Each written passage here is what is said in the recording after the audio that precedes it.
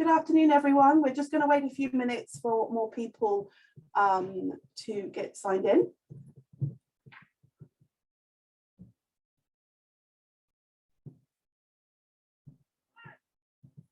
I hope you've all been enjoying the day so far and the activities.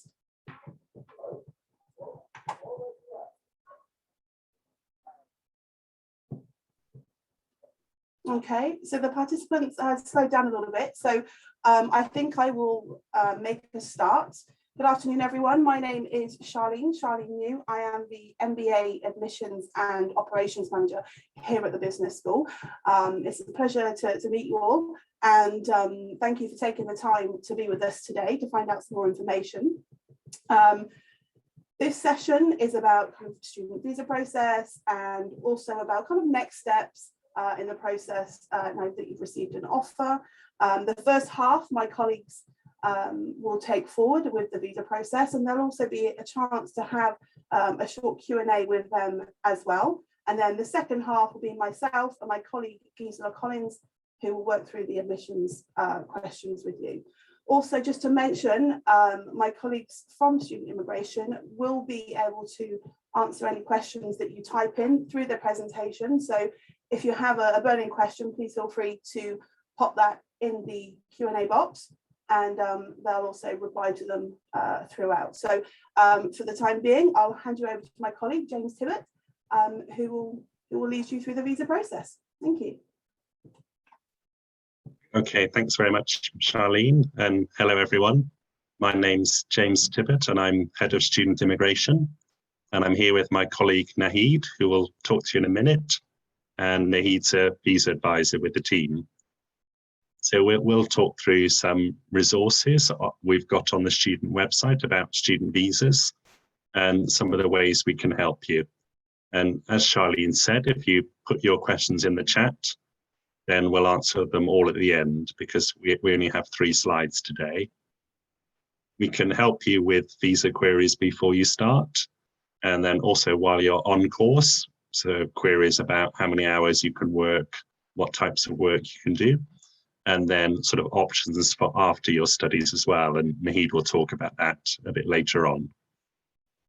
You'll find lots of answers to your questions on our website, and it's divided into before, during, and after for student visas. So do have a look on there, and then if you get stuck or confused, let us know. During the summer, we do get quite busy. We have 6,500 visa holders at the moment, and then each summer we have an extra 2,500 visa holders starting and preparing their student visas during the summer to come here in September and October. So from sort of July to September, we do get very busy, and sometimes it can take a couple of days for us to reply. If it's very urgent, often we can do it the same day, but do bear with us when we get into that busy summer period. So on the first slide, I'm just going to talk about student visas in general. So you'll apply for your student visa through the student route, and previously that was called Tier 4. And then in October 2020, it was renamed as a student route. So if you see any old references, that was just the previous system. And then to apply for your student visa, you'll need a CAS, the Confirmation of Acceptance for Studies number. And that's information that has details about your course, personal details, the course fees, and the qualifications we made your offer on. And you'll put that number on the Home Office website when you apply for your student visa, and then it will match all the details to your application. The CAS number is done when you've met all your academic and financial conditions. So for most students, that will be later in the summer. And it's done by email, so we can generally do them quite quickly. But Gisela and Charlene will have quite a lot to do over the summer, so do bear with them when they get quite busy. We'll also send you a draft email before we send that final CAS number. So that will have a draft of what we're going to send, so do check that carefully. And then you'll get the final CAS email sent to your inbox as well. So at Oxford, the process is that departments do this for graduate students. So Saeed will do the CAS number for you. And then for the undergraduate students, that's done by the college. You'll also find on our student visa webpage, there's a new FAQs we put up there. And there's lots of questions and queries there about CAS numbers. It talks about the timing, what happens if you notice any mistakes, and then common questions we get as well. So you might find lots of your answers in there. Okay. So if we move on to the next slide, and then he's going to go through some more points about the application with you. Okay, thank you for this, James. So I'm Nahid Tong. I'm one of our team of 2 advisors at the student immigration team here at the University of Oxford. So I want to start by saying thank you for attending and giving us your time today to learn more about the visa process. So I'll just talk to you generally about applying for a student visa and how you do that. So the good news is that there were some rule changes last year. So that means that you can now apply for your student visa up to 6 months before the start of your course. So our advice to you is to apply as soon as you possibly can. Given the previous visa delays that we've experienced over the last 2 years, our advice is to do this as soon as you've got your CAS and as soon as all your other documents are ready. You can make a start on your visa application at that point, as long as it's not more than 6 months before your course starts.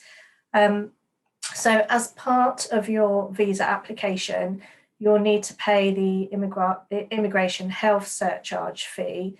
And currently that is a reduced rate for students, and that is calculated at £470 per year of the visa granted. And this is charged in blocks of 6 months. And so you will need to pay the full amount at the time of your visa application. Okay, so moving on to financial requirements for your visa application. They're such that you'll need to have evidence that you have access to the first year of your fees and your living costs.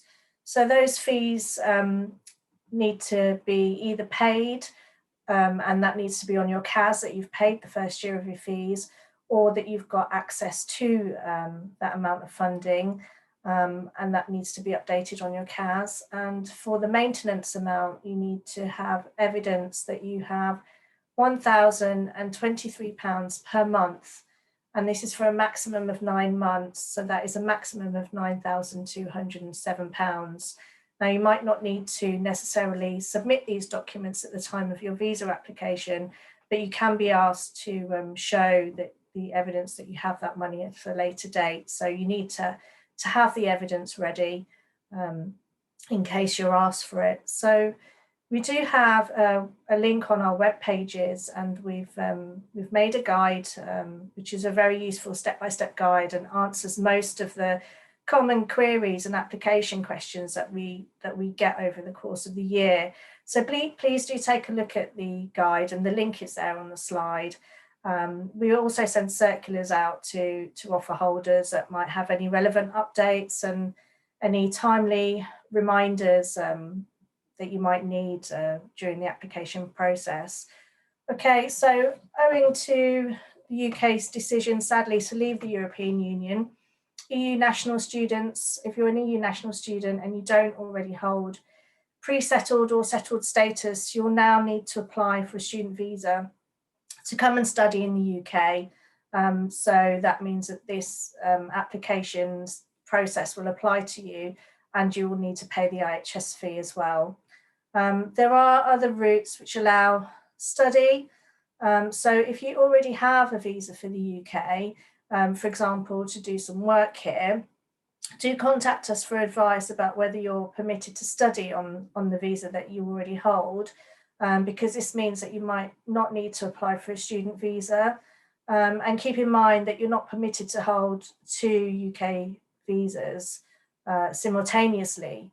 So if you did already hold a visa and you applied for a student visa, that would cancel out the one that you already hold.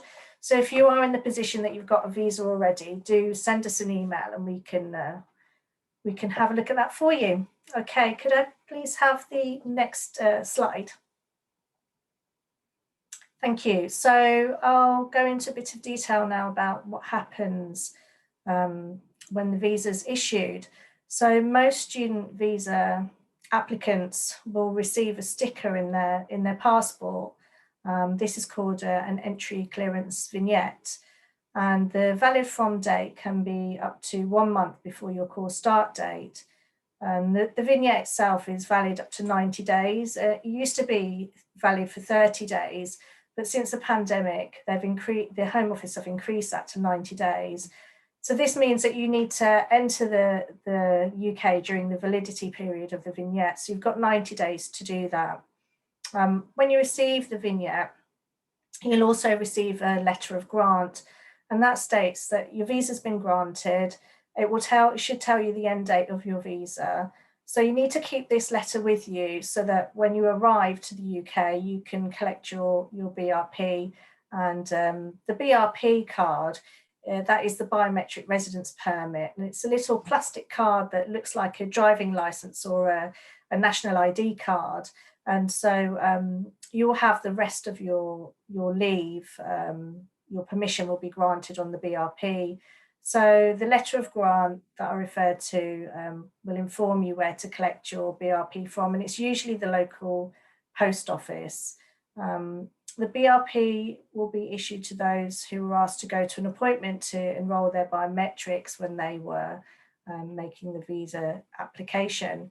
Now, for EU nationals or for those who use the UK Immigration ID Check app at the time of the visa application, which means you need to upload your photo while you're making the application, you don't receive a vignette, and your full visa is issued as an online digital status. So this is a new system of e-visas that the government are using at the moment, and they're attempting to eventually phase out the need for BRPs. It's going to take a few years before they do that.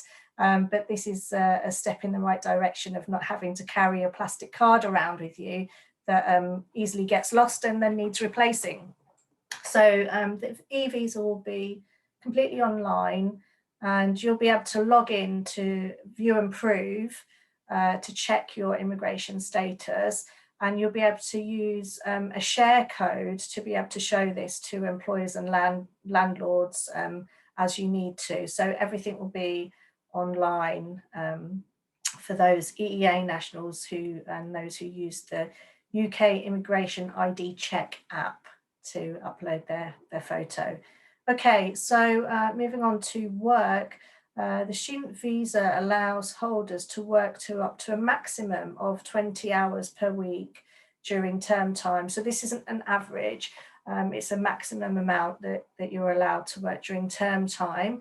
In your vacation period, you are permitted to work up to full time, and this will be on your BRP card, and it's called, you'll see it as a work restriction on your BRP card. There's also certain types of work that students can't undertake. So for example, any kind of self-employment or any kind of business. So one of the restrictions is that you're not permitted to engage in any type of business while you're here on a student visa.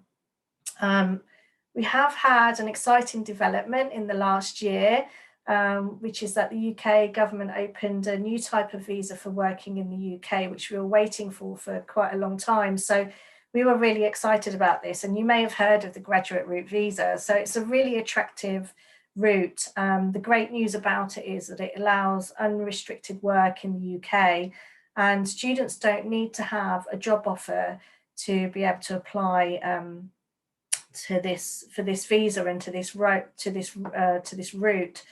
You don't need to be sponsored by a company, and you don't need to be sponsored by the university. What you need to have is completed your relevant course, and you need to be in the UK and need to be on a valid student visa. So this is a really great route that we've been waiting for a while, and students, it's a popular route. Students are finding it really useful. useful route. So we're really excited to be able to share that news with you. And generally our role as immigration advisors is to support you with your visa application. So even though we've published as much information as we can on our web pages, including our guide, you might still have some questions, and so we can answer a few of those just now in the session. But if it's anything that is ongoing or personal, or you have questions after this session, you can always send us an email. We operate an email inquiry system, so you can send your questions through to us by email afterwards, and we'll do our best to get back to you as soon as possible. Okay, thank you very much.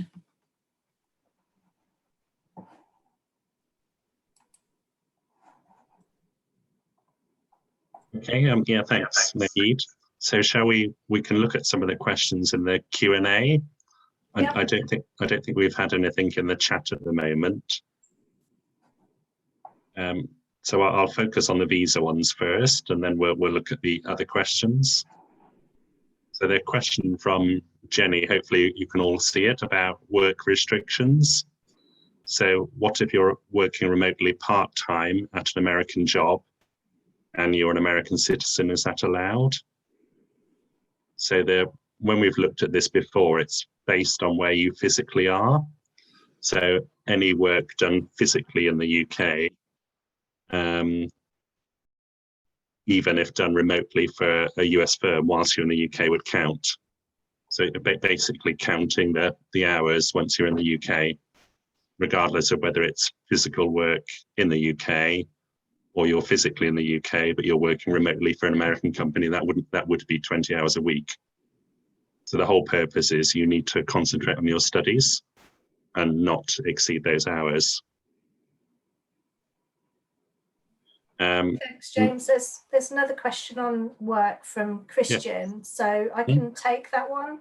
Yeah. So the question is, can I work in the summer before the term during the 30-day period? And the answer to that is yes.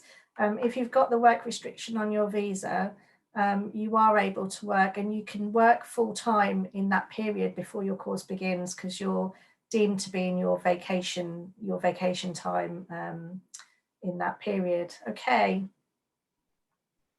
Do you want me to do the scholarship one? Yeah, I'm just looking at the next question. Yeah, is that okay? Can you do that one, James? Yeah, so the question from Youssef about scholarships require travelling back to the home country. Does that mean directly after completing the course, or is it allowed to use the 2-year work permit then travel back? This is usually based on scholarships from a government or another agency where there's a requirement that you go back and work at home for so many years. And if you have one of those scholarships, then you won't have permission to stay on work or to apply for the graduate route, the 2-year work visa. It has to be sort of full funding, so funding for the fees and for the course. And then if there is that restriction, you wouldn't be able to stay on, because you'll need a permission letter from the body if that's the case. So usually I think with the scholarship bodies, they'll allow you a couple of months to get ready and go home. And then you will have, with your visa, you'd usually have 4 months after the course end date to get ready and go home, and for graduation as well. Do you want to do the next one, Nahid? Yeah, so this is about switching. So the question is, can I switch from a visitor visa to a student visa from within the UK? And the answer to that is no. You can't switch from a visit visa to a student visa from within the UK. And then Charlene, do you want to answer this question about the college requirement, or Gisela? Yeah, that's absolutely fine. So you will, unfortunately, all conditions do need to be fulfilled before we can supply you with a CAS number. So i.e. You will need to confirm your place on the programme by paying the non-refundable deposit, secured college membership, and also supply your financial declaration, and that's a complete financial declaration. So all of these three things do need to be completed before we can actually issue the CAS. Obviously, there's already been some questions around the CAS. James, I don't know if you want to talk a little bit more about that and when we can actually start doing them once all these three parts of the application are fulfilled. Yeah, so the earliest you can have the CAS number is 6 months before the course start date. But as we mentioned, you've got to meet your financial conditions and your academic conditions. And the financial conditions is based on having a college place. So once you've got that college place and you've sent in your financial declaration, you've met the financial conditions and paid the deposit, then when you've met your academic conditions as well, then the CAS can be issued. So we tend to do the sort of peak period tends to be sort of May, June, July time. Occasionally we might do some earlier, but still a bit early at the moment. There's another, do you want to do the question about the 2-year work visa, Nahid? Yeah, so we've got the next question is around when can we start applying for the 2-year work visa? So this is when you've finished your course, when you've successfully completed your course. Our compliance team will receive information that you've completed, and we send that electronically to the Home Office. So as soon as they've got that report from us, you can begin to make your application to the graduate route, and we will send you an email to confirm that we've reported your completion to the Home Office. I'll do the next one about the, oh, sorry, I've lost that because you've, there was a question about the PBS dependent visa. So that was somebody, so if your partner or spouse is coming on a skilled worker visa, that used to be called Tier 2, it's now skilled worker, and you might come as their partner or spouse or dependent. If you come on that visa, we would be able to work full time and then also to study. And that's fine. We'd be happy for you to do it on that basis. Obviously, if your partner or a spouse leaves their job, then that would have an impact on your visa as well. But there would be the option then to switch into a student visa in the UK.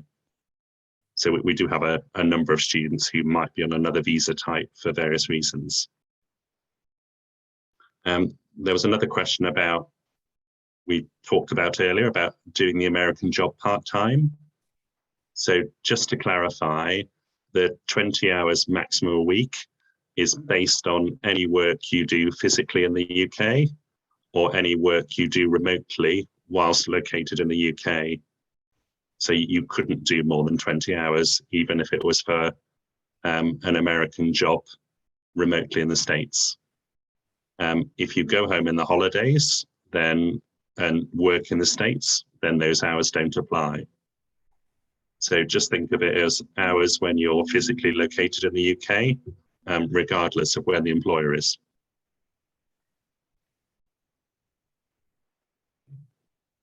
Want to do the next one, Nahid?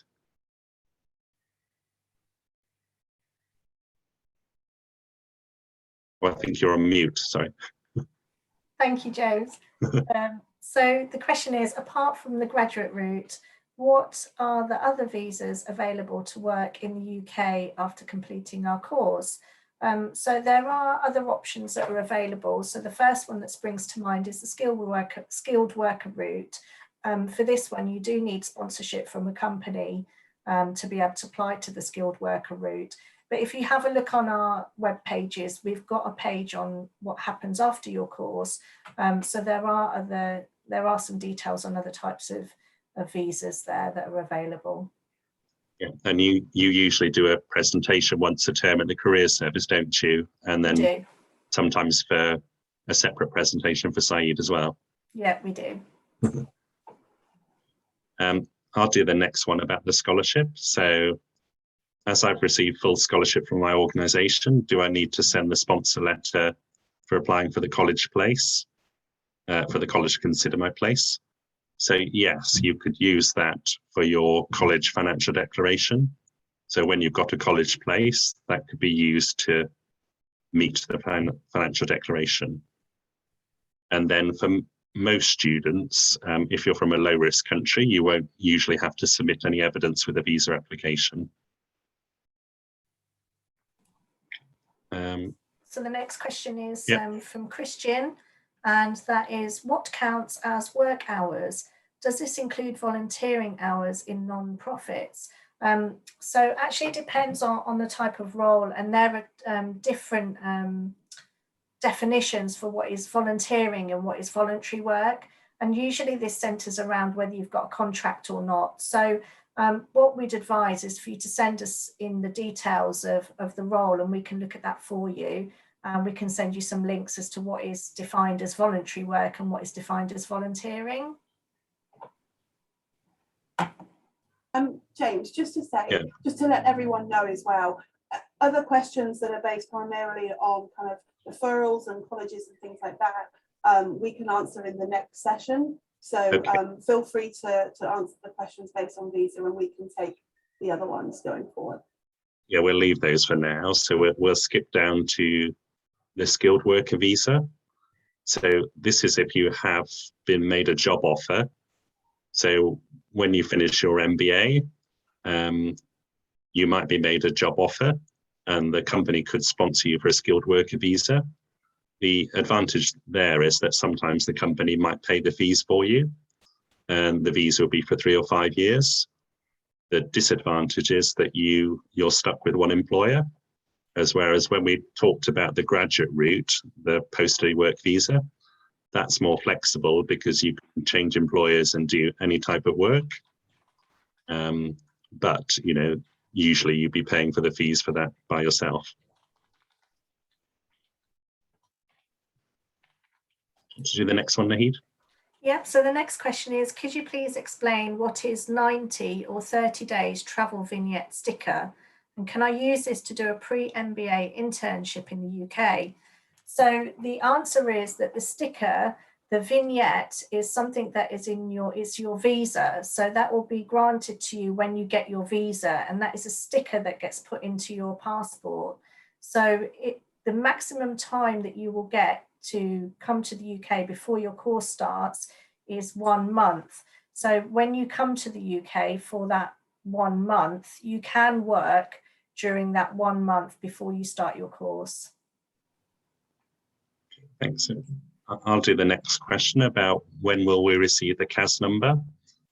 So that will be when you've met all the academic and financial conditions. It's all done by email, so it can happen quite quickly. You'll get a draft email, you'll check that, and then Saeed will submit that to our team, and then we'll process them each day and send you the number by email. And then in terms of the visa application process, the visa processing time is 15 working days, so about 3 weeks. But that's based on the date that you give your biometric details. So you'll need to apply for the visa online, and then you'll need to go to a visa center and give a fingerprint and face scan. And then the processing time starts after that. So sometimes during the summer, the visa centers can get quite busy. So we'd recommend trying to apply at least a month or 2 before the start of the course. And the earlier you can do it, the better.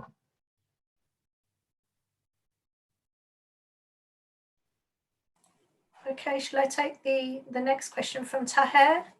Thank you for being here to learn about the visa process.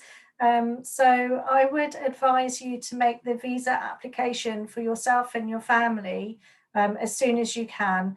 There might be delays in trying to arrange appointments for biometrics if you need to do that. So if you're making more than one application, I would say try and make it as early as possible.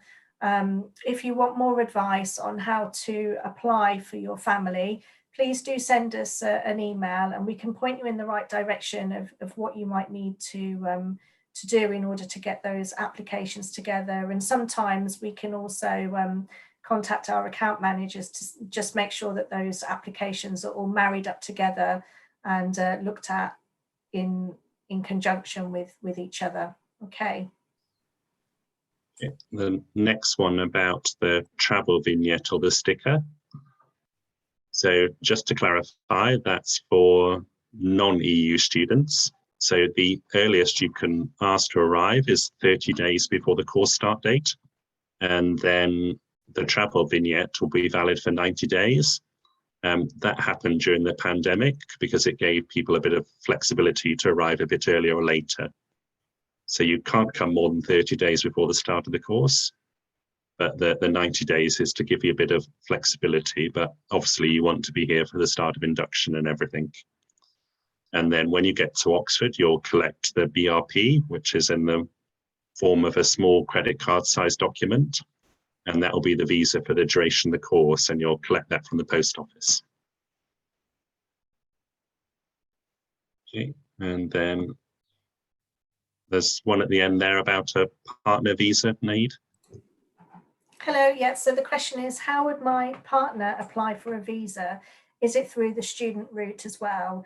So if you're applying through the student route for yourself, then you may be able to apply for, your partner may be able to apply for a student dependent visa.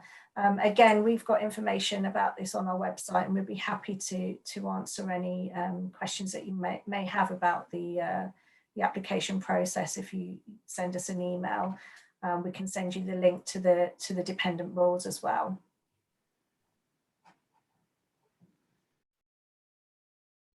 Okay, I think that's all the questions that have come through in terms of visa. So thank you very much, James and Naheed, for joining us and sharing your insights. I'm sure the students find it very useful, and we always do. And again, if there are more personal questions that you have surrounding visa, then please do reach out to the team. I'm sure they'll be more than happy to assist.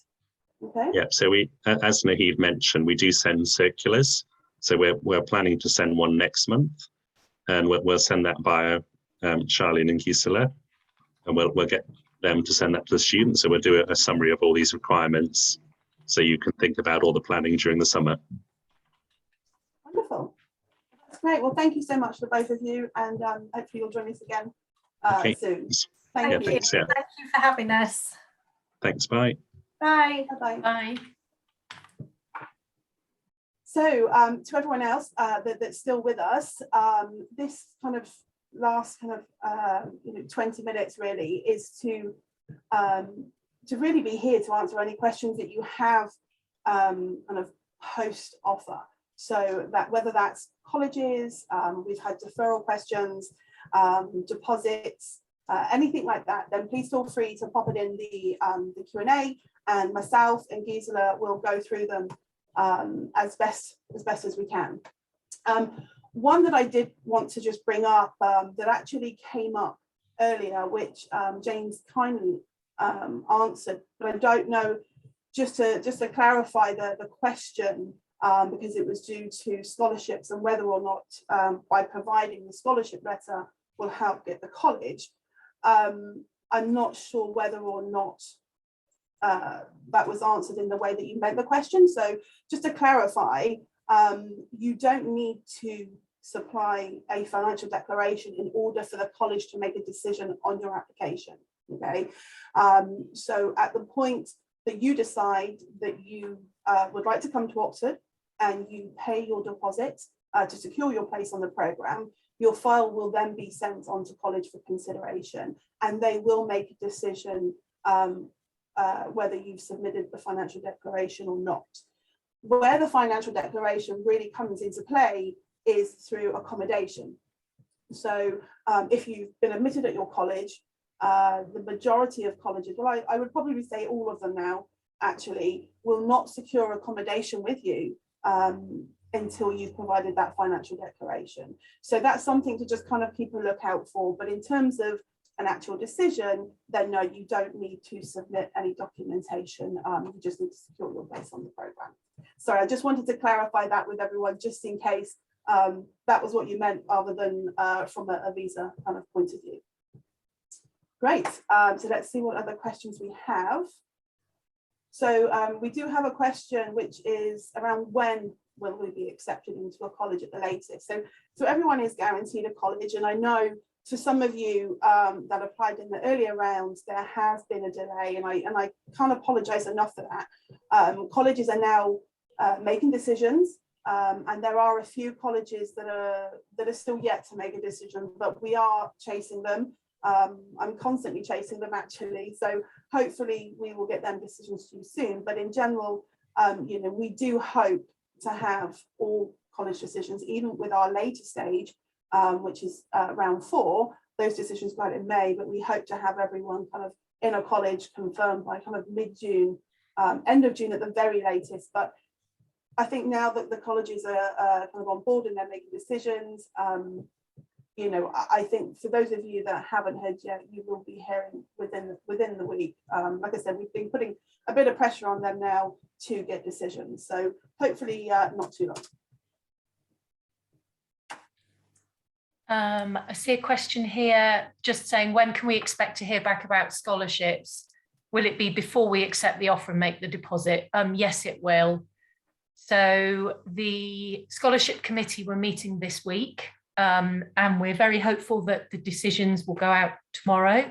As far as I know, Charlene, that's still on course, isn't it? Yes, that's correct. So the successful candidates will get an email to let them know that they've been awarded a scholarship.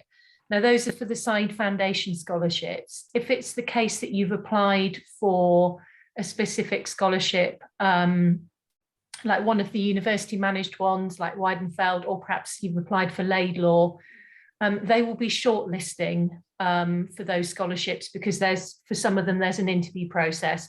So again, you should hear, hopefully by the end of next week, but certainly early April at the latest, whether you've been shortlisted or not. If you are shortlisted for one of those scholarships, then your deposit deadline would be extended automatically whilst you go through that interview process with the scholarship. So Charlene sort of does that automatically, and we would be kept up to date by the scholarships. And obviously, if you're not shortlisted, then you would be expected to pay your deposit at the usual deadline, unless you chat to Charlene and see if there's a little bit of wiggle room in there. Okay. Just going back to the colleges again, in terms of colleges that we've not heard back from, we have had a question about round 1 and 2 candidates that applied for St John's. Unfortunately, St John's is one of the colleges that I am yet to receive full decisions for. So at this point, it doesn't mean that it's a rejection, because you will hear from me. If you have been unsuccessful at your preferred college, then you will receive confirmation from myself confirming that it's been unsuccessful. So so that, you know, you don't have to worry if you've not heard anything yet. You will hear something. It'll either be from myself or from the college. But again, like I say, St John's is one of the colleges that I am kind of pushing to get full decisions for. So again, apologies that you've had to wait so long. Another one for colleges is, what colleges would you recommend MBA students to be a part of? Now, you know, if I'm honest, any of the colleges that we've got on the list to you are suitable for MBA students. I would look at it more as kind of looking at colleges for activities, or maybe, you know, if you're into sports. I know a lot of students that if they're into sports, they might look at the type of sport and where they are kind of on the college league. A lot of students do that. But in terms of, you know, academic wise, all of your studies is at the business school. So in terms of college, it's not like other students where, you know, it's depending on what they're studying, they're better placed at certain colleges. It's not like that for MBA. So so any one of those colleges, you know, is good for good for MBAs. You could look at it whether you prefer to be with just graduate students, or whether you prefer to be in a mixed colleges where you've got graduate and undergraduate students. So that's one way to kind of maybe cut down the list. As I said, some people look for different type of sporting activities, or what the college kind of has in terms of involvement of different kind of social events. There's also the accommodation aspect. So certainly and I think I put the link on the portal, but I will double check, but there is a kind of search guide which can help you determine which colleges take family accommodation, couples, single, etc. So I can, we can share that, and I can make sure that it's on the portal, and get the link for you for that, because it is very useful. I know a lot of our students do come with families.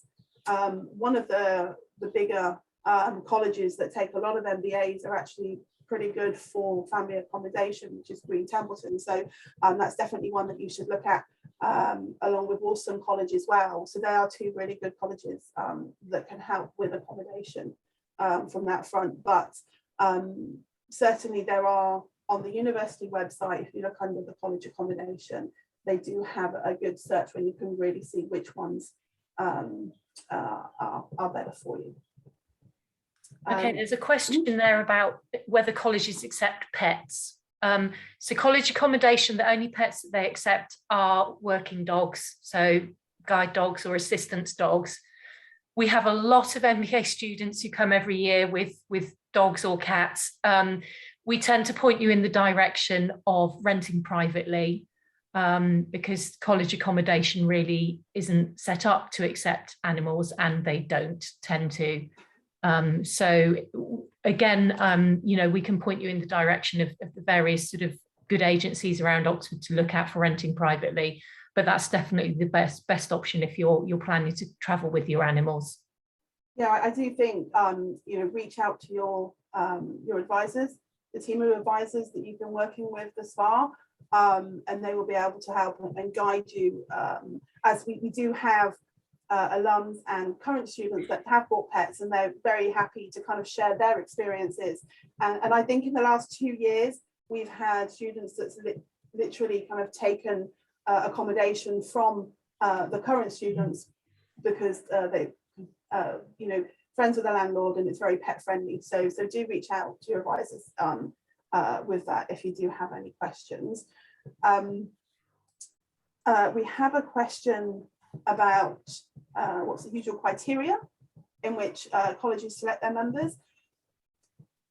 I would love to know, but unfortunately it does change every year, depending on who the tutor for graduate is at the time in the college. Everyone looks at different things. I've almost made it a life mission to try and find out what exactly it is that they want, and you do have a rough idea, but they do get to see your entire application. Now, there are some colleges that are very competitive. They don't take that many MBAs, so it becomes competitive for that reason, and because they're just colleges that people kind of have heard of more, and they're more kind of well known in Oxford. But I personally, you don't have to choose those colleges because that's what you know. There are a lot of kind of colleges in Oxford that are just as nice and offer more places to MBA students. But for instance, some of those competitive colleges, they will look at academics. Academics is a strong point for them. So a lot of them do look at first class degrees, if you have a master's or not. And some colleges will look at GMATs or GRE schools, but not all of them. But I have to confirm that colleges such as Balliol, Christchurch, Magdalen, Merton, and St John's, they are very competitive colleges. They only take a very small number of MBAs, so it can be quite tricky. So I certainly would advise you to kind of look further afield, and kind of really just do a little bit of research before just choosing the one college that you've heard of, because it's kind of quite grand and well known across Oxford. Okay, there are a couple of questions I can kind of put together. People from stage 2 asking whether they're being considered again for scholarships in this round, and the answer to that is yes. So everyone who gets an offer to the MBA programme gets considered in each round of scholarship decisions. So which is why we would say it does tend to get a bit more competitive as it goes along, because obviously more and more people are being made offers. So yes, absolutely, you will be considered, and some people from earlier stages will get offered scholarships. So that is something. And then a question there saying, do the scholarships rule one another out? Not quite sure what you mean by that, but potentially I can answer that one, I think. I was just going to say, I think it's maybe you think you're getting one that you've been, say, given one that's £10,000, and then you get another one that is a full ride. Obviously, yes, the one that is more would rule out the other one, and so you would go with the larger amount, basically. Just also to add to that, obviously there are scholarships at the school and the wider university that are fully funded. So it could be the case that you're offered two different scholarships, but they're both fully funded. Obviously, that would then be down to you as to kind of which scholarship you want to be associated with. But Giz is right. I mean, if you could receive, two different types of scholarships, and if they don't, if they're both maybe £10,000, then that's fine, you get to keep them. But if one of them is fully funded, then we would ask for the smaller scholarship back so that we can help fund others. Let's go back to the colleges again.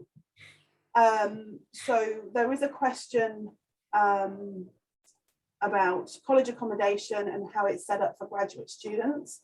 I can confirm that a lot of the colleges have their own graduate accommodation.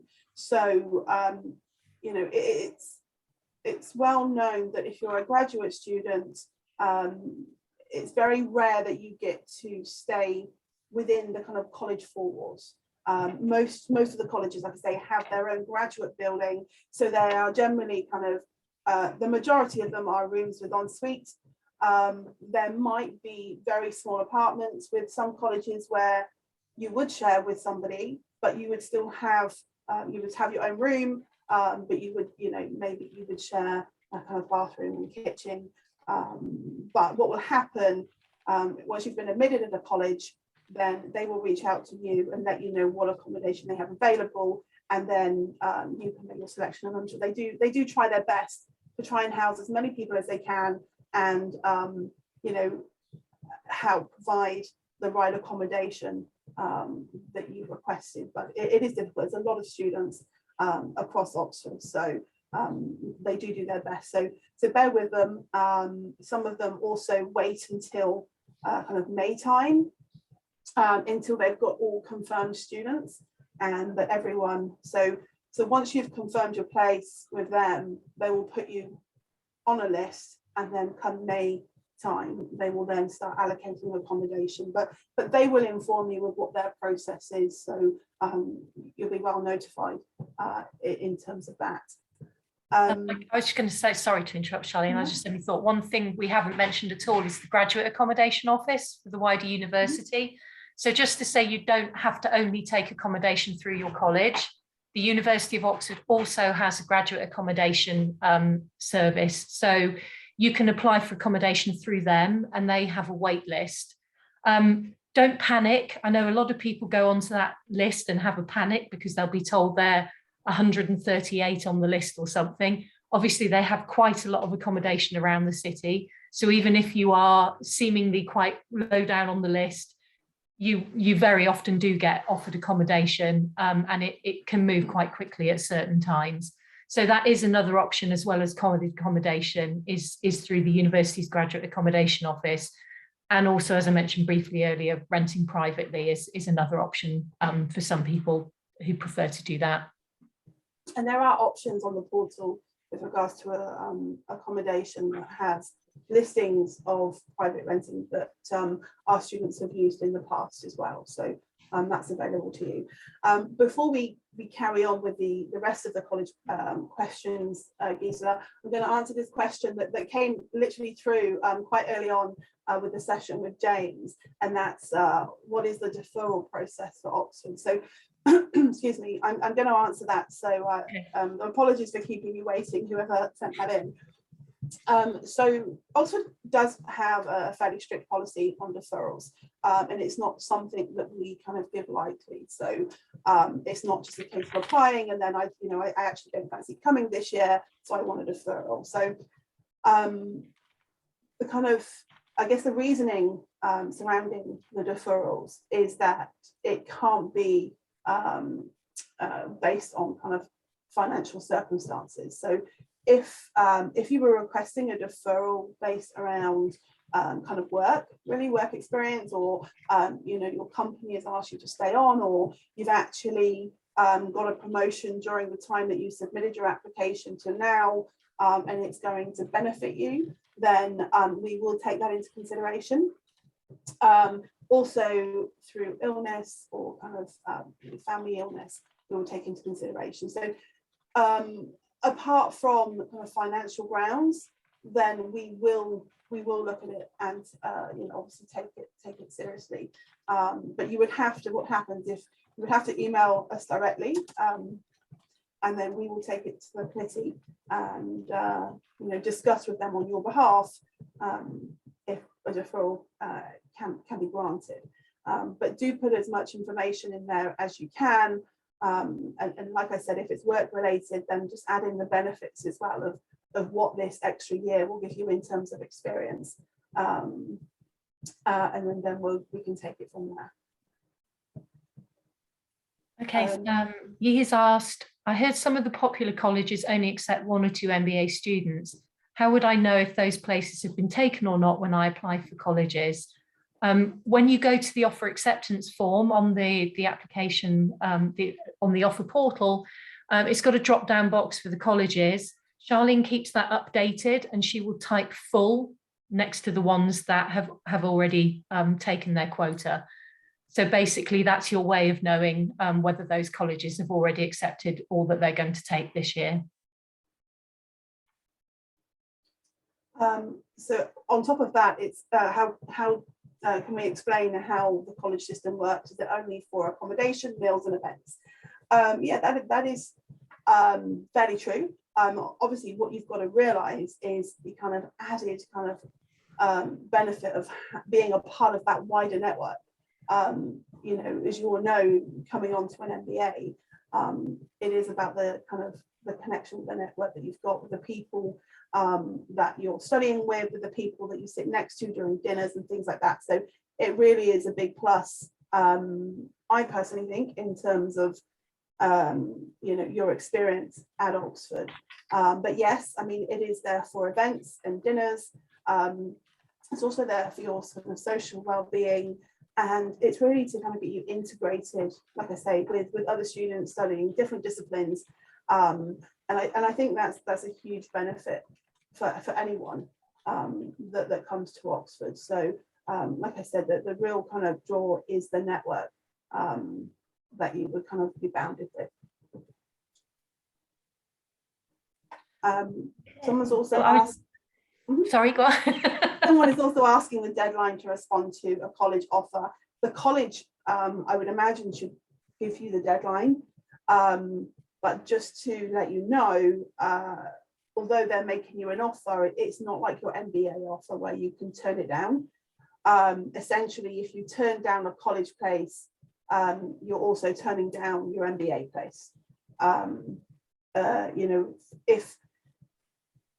If it's the case where you've been admitted into a college, but maybe you've been awarded a scholarship at another college, then that's the only way really you can move from one college to another. As soon as your file's been sent to a college and they make you an offer, then that's the college that you would be associated with. So unfortunately, there's whatever the deadline, if you're coming, then it's worthwhile just accepting that, and then that way you can kind of carry on moving forward with their processes in terms of accommodation, etc. So you don't have to wait either. If you're waiting on certain scholarships that might be affiliated with other colleges, you don't have to wait and not accept the offer that you've currently got, because as I said, regardless of whether you've accepted that college offer or not, if you are awarded another scholarship from another college, they will automatically move you anyway. Okay, someone has asked, is college accommodation cheaper than privately rented accommodation in general? In general, yes, slightly. But, you know, you've also asked about sort of size and location, etc. That is something to balance out. I mean, certainly I think when it comes to renting privately, quite often people who are coming with families, you know, with young children or with a pet or pets, they might be looking for a house rather than a flat because they quite like to have a garden. Some of the MBAs might rent privately and group together and say share a house together, that sort of thing. So, you know, it's one of those things that really you can weigh up, and you can go on to college websites and I believe that the university website, and you'll get examples of rooms that are available. Certainly the college websites have them. So some of them even have a little virtual tour that you can do around the room. So it gives you an idea of the size of thing that they have available. And then you can weigh up whether that's going to work for you and your needs, or whether you would prefer to sort of go private and look for something that suits your very specific needs. Okay. Yes, someone has asked the question of whether or not the Forte scholarships will be released tomorrow as well, and I can confirm yes, they will be. So good luck to everyone on that. They will go out with all the other Site Business School Foundation scholarships. Another question: in which month do the colleges nearer to SIDE generally become full? Now, there's one college that's very close, and that's Worcester College, and it is actually very popular and already full. So it literally does become full within, you know, stages 1 and 2. They only take 4 MBAs, so we've been lucky this year. They've taken 5, but generally it's only 4, and they do tend to go pretty quickly. But that is the closest one. The rest of them are all fairly close anyway. If I think St. Peter's is probably the next closest one, I think, and they're still open and have spaces available.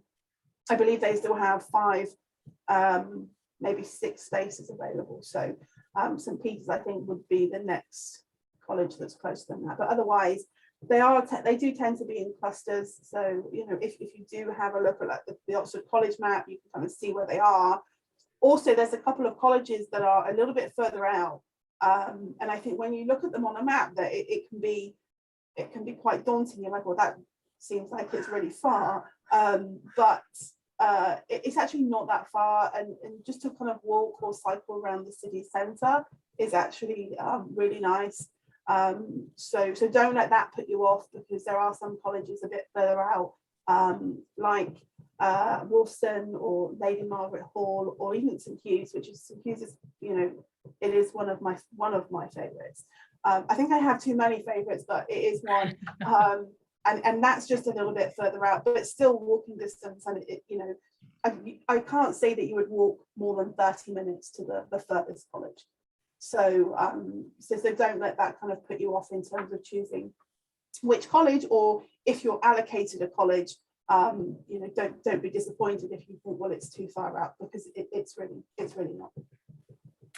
Okay, so someone has said they accepted their college offer in the first week of March, but have not yet received accommodation options.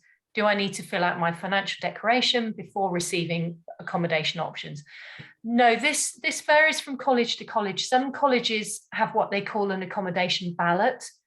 So they basically keep all their offer holders kind of on file until they release their accommodation ballot, which can be several months after MBA students have been offered a place. So it might not be until May, for example. As Charlene mentioned earlier, a lot of the colleges now like to know that you have got a completed financial declaration in place before they would confirm accommodation with you.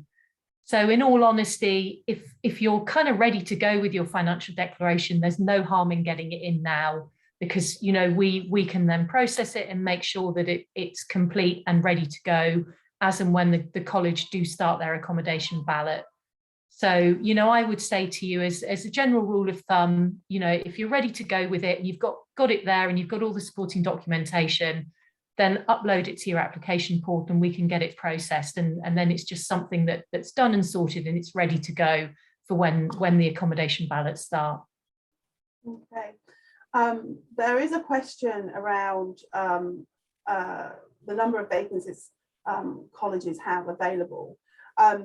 Unfortunately, I don't keep that published, and the reason being is that in the past where we have, and I've kind of kept a tally so that students can see, you know, it can be quite disappointing when you then choose a college, you spend all that time, you can see it's available, and then you email me and you know, it's been 24 hours, it's then full, or you know, they've taken more. So what I do tend to do, and what, you know, which I'm more than happy to do, you know, if you can get a list down to 3 or 5, you know, of your top colleges that you're really interested in, then I'm more than happy for you to reach out to myself or any of the advisors really. But I'm more than happy to receive the email directly from you saying, hey Charlene, like I've got my list down to 4. You know, can you let me know kind of where they're at in terms of how many spaces they have available? So I'm happy to do that. Obviously you'll know whether they're full or not, because it will show up when you look at the list on the drop down of your acceptance form. So you don't have to submit it, you could just use the form as a guidance to see which ones are full, and then wait obviously to submit it until when you've made your decision. But I'm happy to receive those emails. But you know, it does make it easier if you have a smaller list. If you come with you know, 10 colleges, I'll still do it, but you know, it would be better to kind of, if you can bring it down, then I can at least let you know, and it'll give you some guidance anyway. One of the questions also is about how many students Pembroke usually take. So they do usually take 8 students, and at this point, yes, it's still worth applying to them. And are they more inclined to accept a student if I'll be renting privately? They honestly, that they wouldn't know whether or not you're private renting or looking for college at this point. So the colleges don't base their decision on that at all. It's purely just done on your application. So you know, there's no benefit for them either way. So I would still recommend that if you're looking to confirm your place and choose your college, you know, within the next week or so, then yes, I would still submit Pembroke at this point. Obviously things do change very quickly, so but at this point, then yes. And I'll just carry on, Gisela, with the well, we've actually got to stop, I'm afraid, because the next webinar is due to start. So we've just had a little message to say, could we please wrap up? Oh, okay. Okay. So before we go, yes, Trinity is for scholars. It doesn't matter what scholarship you've received, as long as it's with us. Then yes, you can apply to Trinity, and Balliol take 2 MBA students. The Intesa, I think, yes, will also be announced tomorrow. I think the majority of scholarships will be announced tomorrow. If there's nothing that's kind of posted, then do reach out to your advisors and we can get an exact date for you. Apologies to wrap this up so rapidly and quickly. Do get in touch. Thank you for joining us today, and hopefully myself and Gisela and all of the team will get to meet you in September. Okay, thank you. Bye-bye. Thank you. Bye-bye.